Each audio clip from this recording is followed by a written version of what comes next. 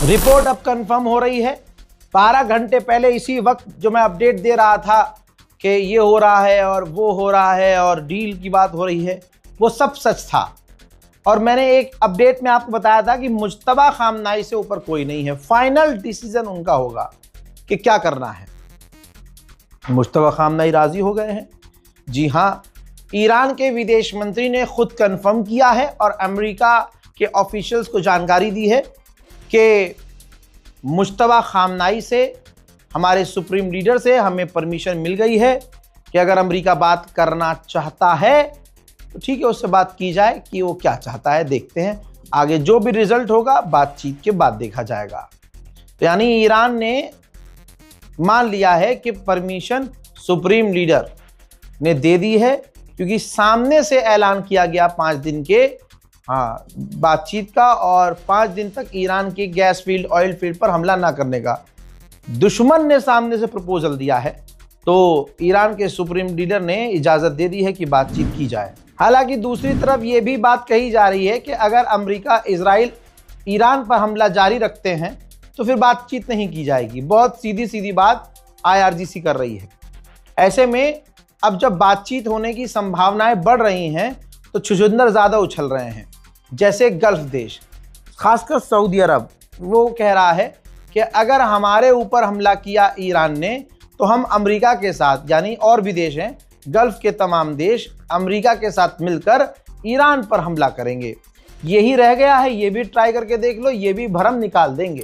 उधर UAE ने खुद कंफर्म किया है कि ईरान की दर्जनों मिसाइलों और ड्रोन्स को हमने इंटरसेप्ट किया है। इजराइल के अंदर के हालात कैसे हैं, सिविलियंस के हालात कैसे हैं, ये काफ़ी चिंताजनक हैं। रिपोर्ट ये बता रही है, जो खुद इजराइल की ही मीडिया ने छापी है, कि 2022-23 से और अक्सर इजराइल के लोग इजराइल के हरकतों की वजह से, गवर्नमेंट के ऑफिशियल्स की हरकतों की वजह से हमले फेस करते हैं, डिप्रेशन में रहते हैं। इजराइल के लोग खुश नहीं रहते, हमेशा परेशान रहते हैं, जिसकी वजह से वहाँ ज़्यादातर लोग नशेड़ी बन चुके हैं, नशा करते हैं। CNN के तो मानते होंगे, जानते होंगे ना भाई, अमेरिका का टॉप का न्यूज़ चैनल है भाई। उसका टाइटल आपने पढ़ा?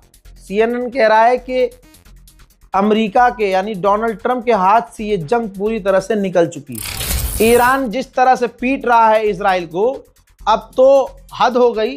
बेचारे चाइना ने भी अपने लोगों से कह दिया है कि जो इजराइल के अंदर हमारे चाइनीज़ लोग हैं वो इजराइल से निकल जाएं। जिन अरबों ने फ़िलिस्तीन और गाज़ा के ख़िलाफ़, और यहाँ तक कि ईद पर जो बैतुल मुक़द्दस को बंद रखा, इस पर जिन जिन अरब देशों का मुंह बंद रहा, दूसरी बार कोशिश कर रहे हैं और दूसरी बार उन्होंने ईरान के खिलाफ UN की इमरजेंसी मीटिंग बुलाई है।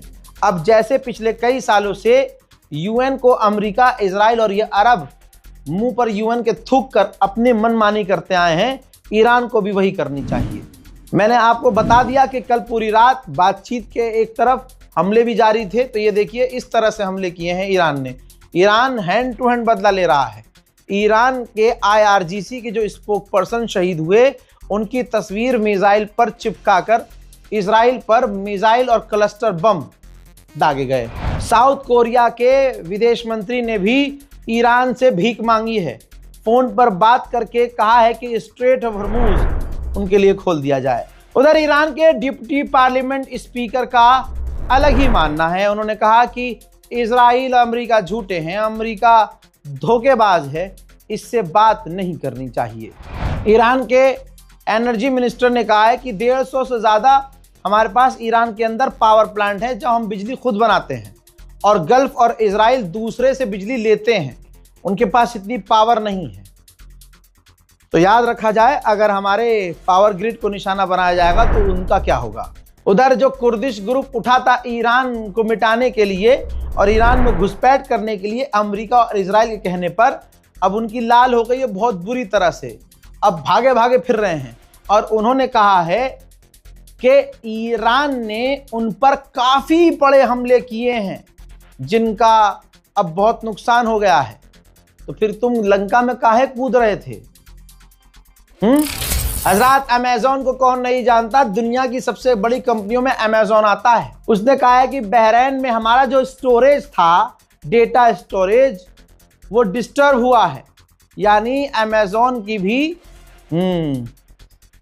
जो स्टोरेज है उस पर भी ईरान के ड्रोन वोन का असर हुआ है। जब डोनाल्ड ट्रंप ने कल ट्वीट किया कि हमारी बात चल रही है और बहुत बढ़िया बातचीत हुई है, हमने जो है मना कर दिया है, मैंने मना कर दिया है कि ईरान की एनर्जी सेक्टर पर हमले ना करना, तो तेल के दाम टक से नीचे आ गए थे। लेकिन जो पूरी रात ईरान ने हमले किए हैं और ईरान पर भी हमले हुए हैं, उसका रिजल्ट यह है कि एक बार फिर से ग्राफ ऊपर जा रहा है, तेल और ईंधन के दाम बढ़ रहे हैं। हजरात, $3 बिलियन के रडार सिर्फ ईरान खराब कर चुका है। यहां तक कि 12 मिडिल ईस्ट में 12 अमेरिका के रडार हैं जिनको ईरान तबाह कर चुका है। ये दुश्मन देश और अमेरिका के साथियों के अखबारों में छप रही है। ईरान के तो आंकड़े और खतरनाक हैं। ईरान का कहना यह है कि पूरे मिडिल ईस्ट में हमने अमेरिका के रडार और डिफेंस सिस्टम को तबाह कर दिया है। आप लोग भूल गए होंगे, मुझे याद है, आरोन बुशनल नाम का एक अमेरिकी फौजी जिसने बगावत की थी और उसका वीडियो भी खूब वायरल हुआ था। ये अभी 5 साल पुरानी बात नहीं है, 2 साल के अंदर की बात है।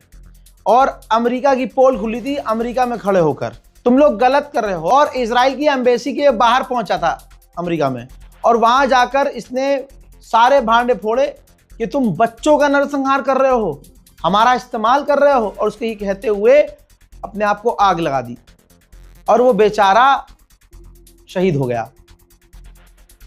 दुनिया उसको भुला चुकी थी, मैं भुला चुका था, आप भुला चुके थे, आपको तो पता भी नहीं था। लेकिन ईरान नहीं भूलता मुन्ना। ईरान अपनों के लिए उठाई गई आवाज कभी इग्नोर नहीं करता। अब जब ड्रोन हमला किया गया है ईरान के द्वारा, तो उसी अमेरिकी सैनिक आरोन बुशनल की फोटो लगी थी, उसकी याद में बातें लिखी थी, और ईरान ने लिखा था कि हमने तुम्हें नहीं भुलाया है।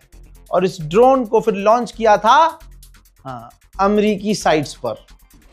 इसी तरह से ये लड़की थी रेचल कॉरी। ये अमेरिकी थी, एक्टिविस्ट थी इजराइल के अंदर। ये क्या कर रही थी, जब इसने देखा लड़की ने कि जुल्म और सितम खुले में हो रहा है, भाई हैवानियत, हैवान भी शर्मा जाए, ऐसा जुल्म इजराइल कर रहा है, तो इसने एक परिवार को बचाने के लिए इसने बिल्डोजर के आगे खुद को खड़ा कर दिया और रोक दिया। बिल्डोजर रोकने की कोशिश करी जो फिलिस्तीनियों के मकानों को तोड़ रहा था। तो इजराइल ने क्या किया, इजराइल ने उस बिल्डोजर से इस लड़की को कुचल दिया। जी हां, और कुचल के मार दिया। बड़ा बवाल हुआ, लेकिन अमेरिका इजराइल के हाथ में पूरा मीडिया है, ये बात खत्म हो गई और एक अंग्रेज लड़की इंसानियत के लिए शहीद हो गई, फिलिस्तीनियों के लिए। तो अब ये देखिए, ईरान ने उनको भी नहीं भुलाया।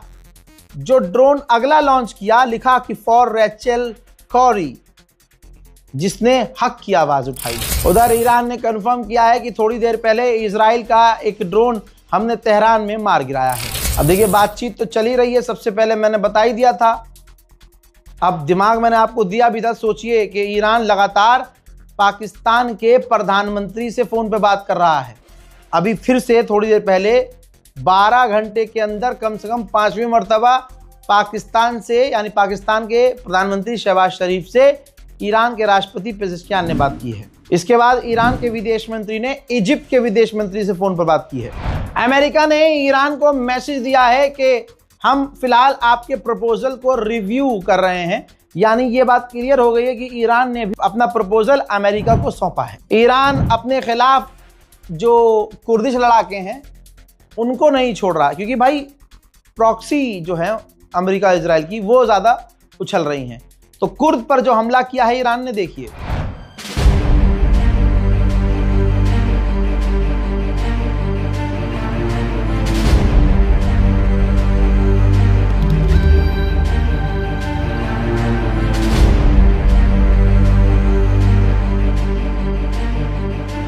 ठीक इसी तरह से इराक में जो ईरान के समर्थक ग्रुप हैं उन पर अमेरिका ने बड़े हमले किए हैं।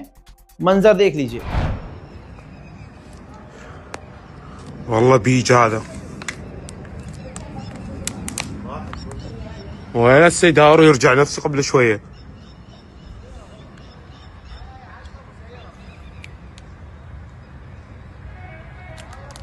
برضه السلامة.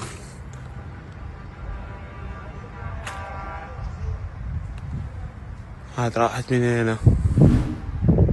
इजराइल ने ऐलान किया है कि हमने IRGC के हेडक्वार्टर को तेहरान में उड़ा दिया है।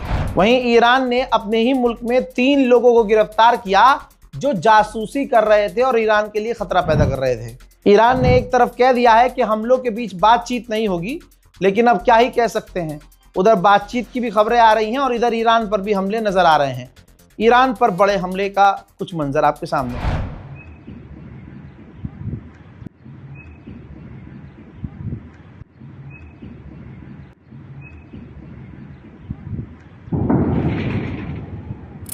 मैं एक और बड़ा सबूत ईरान तक पहुंचाना चाहता हूं। कुवैत की सरजमीन से ईरान के ऊपर अमेरिका हिमरास मिसाइल दाग रहा है। सबूत है, तमाम लोग इस बात को देख लें। और अब ईरान कुवैत की ज़मीन पर हमला करे तो कोई सुअर का बच्चा ये न कहे कि कुवैत और अरब पर जुल्म कर रहा है ईरान। अमेरिका की मिसाइल लॉन्च हो रही है कुवैत की सरजमीन से। يعطيك من الحولي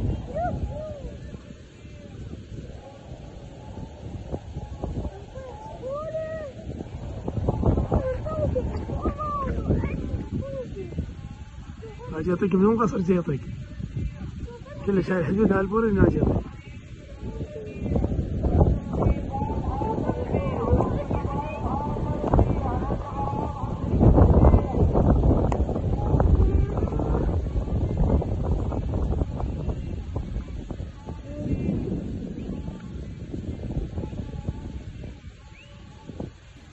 हज़रात मोहतरम, इस रिपोर्ट को शेयर कीजिएगा, चैनल को सब्सक्राइब कीजिए और इंतज़ार कीजिए हमारे अगले अपडेट का। वस्सलाम।